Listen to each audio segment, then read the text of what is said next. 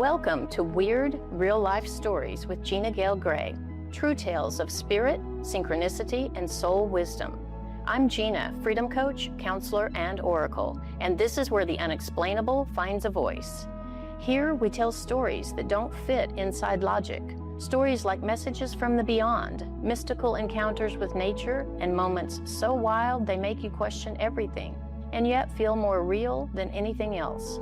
These are the stories that expand your mind, open your heart, and remind you that the invisible threads are always working in your favor.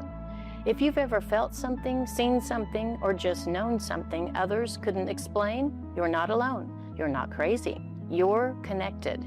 This is your safe space to trust what you feel, speak what you know, and remember who you truly are. Let's begin. Hello, and welcome back to Weird Real Life Stories with me, Gina Gayle Gray. On this show, we share the stories about real, weird things that people have experienced that cannot be explained away.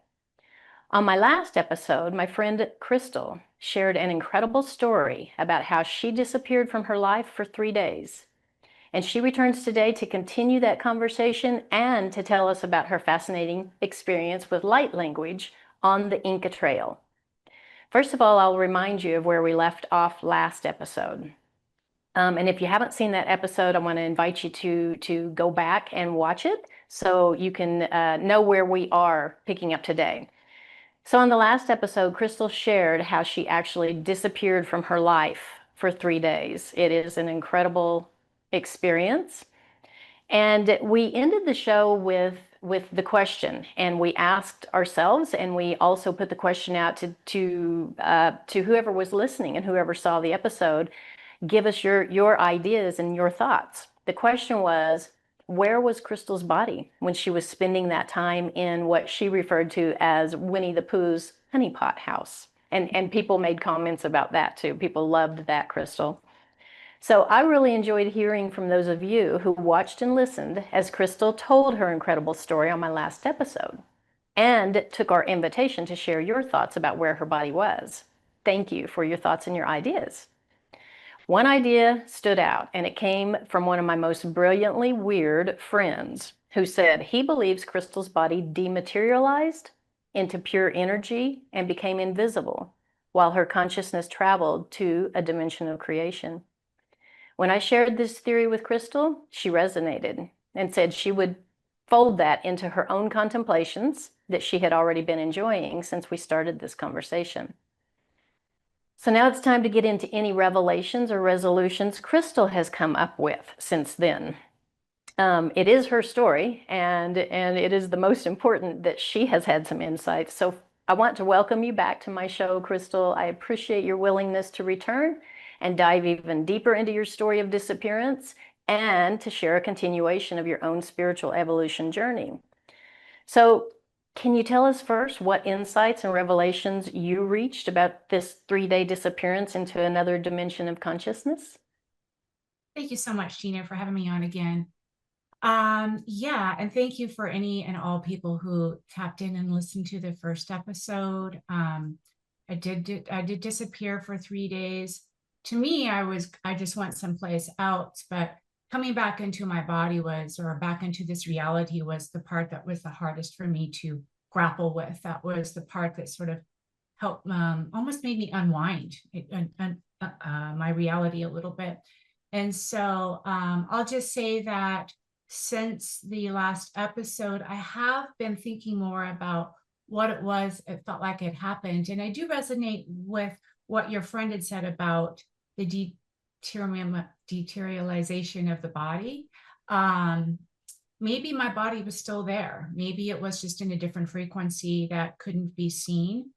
Maybe the people because my body was on a couch in someone's home, maybe they just didn't go near that couch or whatever, however that works, So that has been something that I've been looking at and playing with a little bit. But then to go a little bit further into more like the nuts and bolts of it, it really did spark a path in front of me that led me to a place of growth and healing and wanting to find more answers about what had happened to me and what I was going through and how to deal with things, because there was a time in my life where I did hit a bit of a bottom with my own spiritual, physical, and emotional well-being after that. I can see, I mean, I can't only imagine an experience like that. And I want to let you know that the friend, the really weird friend who that was his idea, he's absolutely more alien DNA than human DNA. He is a really fun person to hang out with, and he is very insightful about these things. And he was so excited to sit with me and give me this download of explanation. And I always find those kinds of things very fascinating from people like that who they have that mind that it's clear. Their mind is not it's from another place, another cosmic place. So there is a lot of insight and ideas and thoughts. And like I said, the idea that your sensation of that was that you were in Winnie the Pooh's house. I kept thinking about the essence of honey. And the essence of honey is it's what you remind me of. It's what your energy reminds me of. You're just this soft and sweet and yet very powerful. So uh, I appreciate that you shared the experience, and I'm very curious too about that how you came back into the physical form. That is fascinating, and we've seen it depicted in shows. We've seen it depicted in movies like The Matrix. And it sounds like when you told that story that's what it felt like. And that's what as you came back in, there were those little pieces being put back together like a jigsaw puzzle. So anyway, let's move on now. You shared another story with me that I found equally fascinating. And you had in your journeys, in your healing journey, your spiritual evolution journey, you traveled to Peru. And the experience of being initiated into light language, all that you tell me that I can repeat is that on the Inca Trail, you saw light above you, a shaft of light that appeared to you. And what happened after that, and how you still use the gift of light language today, because that's a whole nother topic. That's a whole nother conversation. We could have several episodes just on light language. So please share that experience with us so I can ask you some questions about that. I would love to. All right. I'm going to back up just a little bit to talk about a little bit of the nuts and bolts of how my story unfolded. It started with really because I needed to, I think, in order to achieve that place that I went to in Peru and accept the gift that was coming to me, there was some preparation. I look back now that I had acquired throughout some years. And it started with just basically de-stressing my body and taking my body into places where I would feel more comfortable, talking to people about my childhood, going to therapy, doing things like eating a little bit healthier, making sure I had a good clean water source, those types of things, right? To keep the stress off of my body, because I had quite a bit of fear and a lot of social control structure was still kind of embedded in my body. And I wanted to really relieve myself of those. And I did simple things, like I said, right? Eating good food, doing certain things, doing exercises, and really trying to find avenues that were going to bring me a little bit of hope. Like, I feel like too, in this day and age, there's this like sort of a social awareness that we are a problem here on the planet and that we're here as a problem. There's this whole global warming problem, right? And I was really taking that to heart, thinking, how am I going to be any good? How is this one person, me, going to be able to help such a big issue? And I felt pretty lost in that. And you can get depressed. I felt depressed and I felt a little anxious around all of that. So I did a little bit of a dive on what that would be like, which is, I found out through regenerative agricultural practices, the earth can and will restore herself in a really fast way. And so taking steps to learn about what my fears were and finding the solution, I found there's a solution to all of my fears out there if I just looked and was open enough to receive the answers that I was given. So I want people to know that, because that's kind of where I come from, which led me to like composting, which cleaned up the way that I felt about my food source, and clean eating, right? Which really helped my body, staying with organic foods. And then even, there's a lot of free recycling programs that I joined online. And I mail some of my stuff out to get rid of some of that shame I had around my garbage. Just these small little things that really was like, I always picture like a jar full of pennies. Like if you pick up one penny, it feels like it's not worth that much. But I started putting pennies, these spiritual pennies, into this penny jar. And eventually you get enough pennies to where you have a different choice. You can go on a vacation, you have a different choice in the matter. And that's what it felt like I did with my spirituality.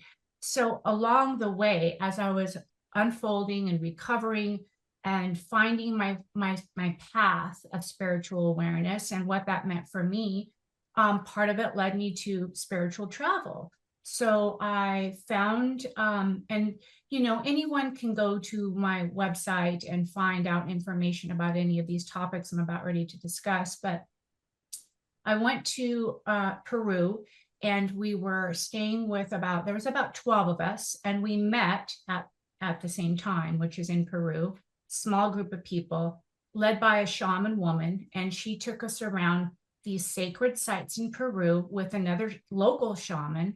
And we did small little rituals, right? Where we would, bless the ground, bless the land, bless the water. And it was April of 2024. And it was during that solar eclipse. Now, that wasn't really planned. It just seemed to line up. So it was kind of another thing that lined up for me on that trip. But at one point, we went up on the Inca Trail. And that trail is old and ancient. And there's water that flows too out of the ground, natural water. I think that was another part of it too.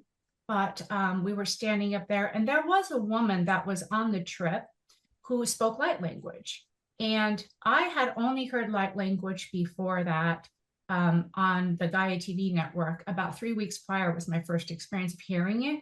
And I wasn't sure what I was hearing. I didn't know what I was hearing. And so when I got on the trip, I found myself sort of drawn to this woman who was speaking it. And at one point on the trail, I felt a tap on my shoulder, and I turned around. My husband was there with me. And he said, go over there and stand next to, her name is Kathy. And there's an energy spot she's on. And it's too intense for me, but I think you'll like it. And so I walked over there. And as I stood in front of her, it was a lot of energy. It was like a lightning bolt went through the top of my head and down to my feet. And I'm standing there, and I could feel a tickling in my throat chakra. But I wasn't saying anything. And she's standing there, and she's looking at me, and she's about this far away. And then she's telling me to go ahead and speak. And as I did, it felt as if I moved slightly out of the way, and a channel came through, and it was a language I'd never spoken before. And I could hear it coming out of my mouth, but I knew that it wasn't really me who was saying it. And so at that moment, she was also speaking light language. Now, from my husband's point of view, he says it was really kind of crazy. It looked like you were two aliens just kind of squawking at each other, because no one really knows what you're saying. And then at that moment, I realized I was sort of feeling ungrounded. There was a large surge of electricity moving through my body. And she just intuitively put her knuckle on my chest, and it grounded the energy down into the ground, which felt much easier to maintain. And I thought, oh, that's what I need to do with this energy, is push it into Mother Earth. Like, she's ready to receive it. And so, and at the same time, what I was really aware of was right above me, looked like in my mind's eye, a kind of a square shaft that had opened. And as it opened, I looked up, and I could see through the veil. And what I experienced was something that I can't put into words. But what I felt was I just heard myself saying, oh my gosh, it's real. Oh my gosh, it's real. And it was really this other place that held all of these frequencies of angelic frequency and kingdom frequency and light frequency. It was all right above my head. And so then we stopped. She stopped and I stopped. And I'm standing there and I was pretty shaken up, right? But I was still pretty grounded. And for about maybe 10 minutes, I just started walking around the tops of the mountains on my own. And I was in conversation with something or someone, or maybe my higher self. I felt like I had access to something greater than me that had knowledge of anything I wanted to think about or talk about. But it wasn't in English. It was more in a frequency. So I would ask a question and the answer would be given to me in frequencies. And they were sort of, these frequencies were sort of sandwiched in where it's like, well, war's here because it supports this frequency. So this frequency, and I could understand how things sort of were sandwiched together and how the matrix sort of looks. And it made sense to me in my mind. And it really did help me as well. Because at that time, I also looked at, when I was younger, I had pretty bad anxiety. And it showed me that anxiety has been pathologized and had storyline weaving through it to make us fear it. And really, a lot of times what anxiety is these frequencies trying to come in. They're packed in these gifts that we can unpack if we just have the container to hold it. And I had done enough work up into that moment. I've been spent the last 15 years solidly working on my spirituality and getting healthy to be able to hold the understanding of what I was receiving at that time. And so that's my light language activation story, which there's more after that, but that's pretty much how it got started for me. Okay. Wow. I mean, that is so much, and that is so powerful. And I'm really, really curious. One thing that I'm super curious about is the fact that to ground you, that she tapped on your chest. And all of my work now is in the emotional field, in the emotional body, separate from the mental body, the thinking body. And it feels like that process of her doing that, not only did it ground you into your body, it also activated the heart center, and the heart center is the processing center of the emotions. So the emotion of anxiety, which your entire experience, I can imagine just when you talk about frequency, the different frequencies are absolutely felt. Well, emotions are to be felt. And when you're all of a sudden in this place where all these frequencies are coming into you and through you, the only way to process that is with an open heart. Would you consider that as a possibility? Does that resonate with you, that it's possible that Absolutely. that brought that powerful heart center on mind? So it wasn't just, I mean, there's no way you could mentalize that and just sort it all out with the thinking mind. Absolutely. I asked her after, I said, why did you put your finger on my chest? Because it was the profound moment. It really was. It sort of brought everything into perspective and into focus. And you're right, it was in the heart center, right? In the heart chakra. And she said, it was intuitive. She said, my hand just went up and went there. It was like this intuitive understanding of how to ground what our experience together was. And I asked her as well, did you see the shaft open above your head? And she said, no, that wasn't her experience. She has a different connection with how she works her light language and how mine came through. So that was interesting too, right? Both of those pieces, but definitely. And the other thing I'd like to say too is I was really aware when it was happening, there was a clicking noise. It was almost as if I was moving from right to left brain and I was clicking back and forth. So I could feel it going from right to left. In other words, it was turning both on at the same time. I felt like my mind was activating both right and left at the same time to get it out of the way, if you will, in order to receive the energy coming through, because you don't want your mind in the way, but you want it activated. You want it on. Yeah. Yeah, and that makes perfect sense to me as well with some things that I've learned, especially in the past few years on my spiritual journey. Mm. And I was so excited to remember, to learn and remember that when we're born, we don't have that separation of right brain, left brain. When we're born, it's all one, it's all connected. And so again, it feels like maybe you were given this gift to reconnect both sides of your brain because that was the best way for you to be given the gift of activating this beautiful heart energy through the use of light language that is yours. And so do you use the light language information now to heal yourself? Did you use it to heal yourself, and are you offering it in your work with clients? Yeah. For me, it comes through when it comes through. It's not something that, and I do practice with myself. I'll say that. I do get messages through the light language now, which I didn't. I've worked with another person who's been doing light language longer than me and knows more about it than me. It's very much activated by other people's speaking it. So that's another part of it. And I really feel like it needs to be more of the platform of where we go with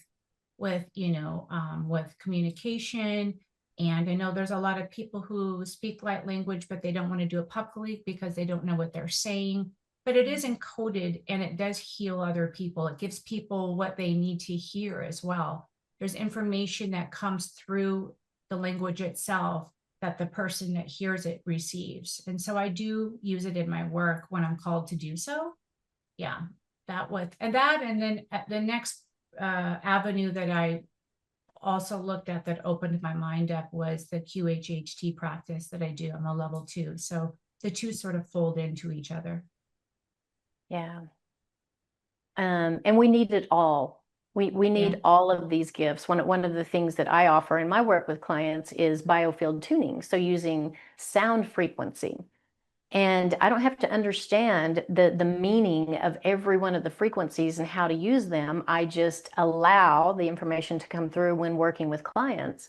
And I see that as I'm connected with their soul self, and their soul self knows what it is that will help them heal.